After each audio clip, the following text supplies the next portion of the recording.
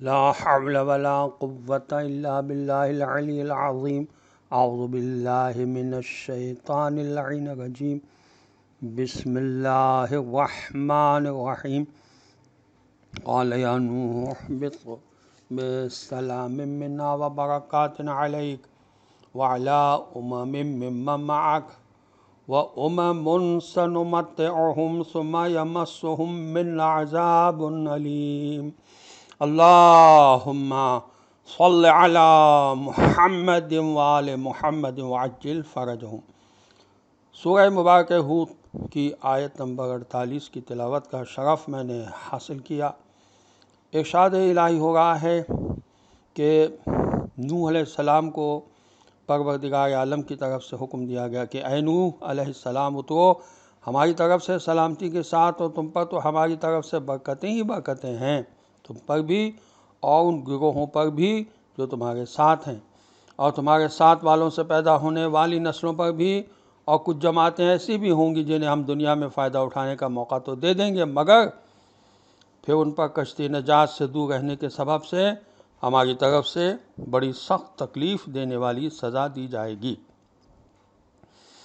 یہاں برکت کا لفظ استعمال ہوا ہے، برکات کا۔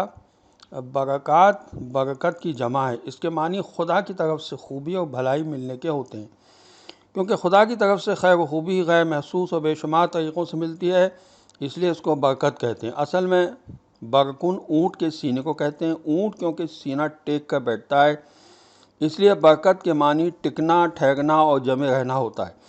اسی لیے حوض وغیرہ جہاں بھی پانی رک جاتا ہے اس کو بھی عربی میں برکتن کہتے ہیں۔ غرض خدا کی طرف سے خیر و خوبی کے جمع رہنے کو برکت کہتے ہیں۔ یہ لغات القرآن نعمانی کی جلد 2 صفحہ 29 پر لکھا ہوا ہے۔ موضوع القرآن میں شاہ عبد القادر صاحب نے اس آیت سے نتیجہ نکالا کہ اس آیت نے حضرت نوح علیہ السلام کو تسلی دی کہ اب اس کے بعد ساری نوع انسانی قیامت سے پہلے ہلاک نہیں کی جائے گی۔ ہاں کچھ لوگ ضرور ہلاک ہوں گے، لیکن بعض اوقات گمراہ فرقے بھی دنیا میں خوب پھلتے پھولتے ہیں، اس لیے شاہ عبد القادر صاحب کا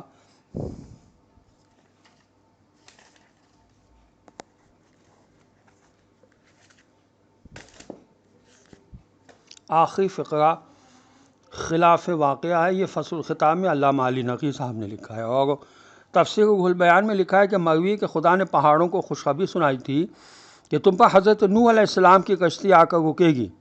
یہ سن کر تمام پہاڑ اونچے ہونے لگے تاکہ ہم پر کشتی آ کر رکے۔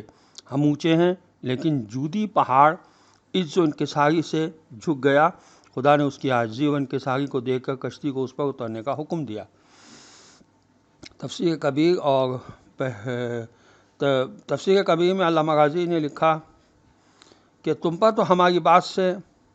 تو ہماری طرف سے برکتیں ہی برکتیں ہیں، تم پر بھی اور ان گروہوں پر بھی جو تمہارے ساتھ ہیں۔ اس معیت یا ساتھ ہونے میں وہ لوگ بھی شامل ہیں جو جسمانی طور پر حضرت نوح علیہ السلام کے ساتھ کشتی پر سوار ہوئے، اور ان تمام مومنین کو بھی شامل کیا گیا ہے جو ایمان کی معیت حضرت نوح علیہ السلام کے ساتھ آج بھی رکھتے ہیں۔ گویا اس طرح قیامت تک ہر دور کے مومنین کرام کو خدا کی طرف سے ہر قسم کی سلامتی اور برکات کی خوشخبری دی جا رہی ہے۔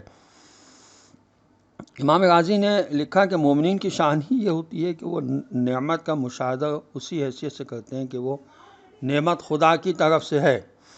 تفسیر انوار النجف میں اس آیت کی ذیل میں لکھا ہے کہ طوفان کے ختم ہونے اور پانی کے خشک ہونے کے بعد حکم ہوا کہ اب برکت اور سلامتی سے اتر جاؤ، اور ممکن ہے کہ حالات حاضرہ کے اعتبار سے زبان حال کی ترجمانی کی ہو کہ وہ طوفان کے بعد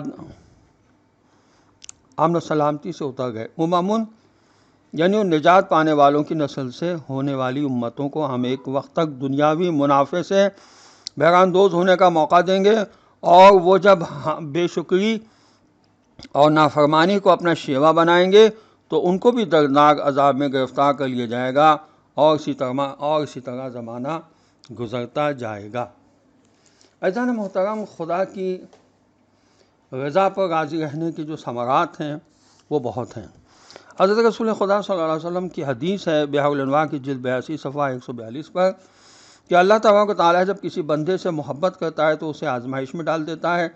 اگر وہ بندہ اس پر صبر کرے تو اللہ تبارک و تعالیٰ اسے چن لیتا ہے، اور پھر اگر اللہ تبارک و تعالیٰ اس پر راضی ہو جائے تو اس بندے کو برگزیدہ بنا دیتا ہے۔ والسلام علیکم ورحمۃ اللہ وبرکاتہ۔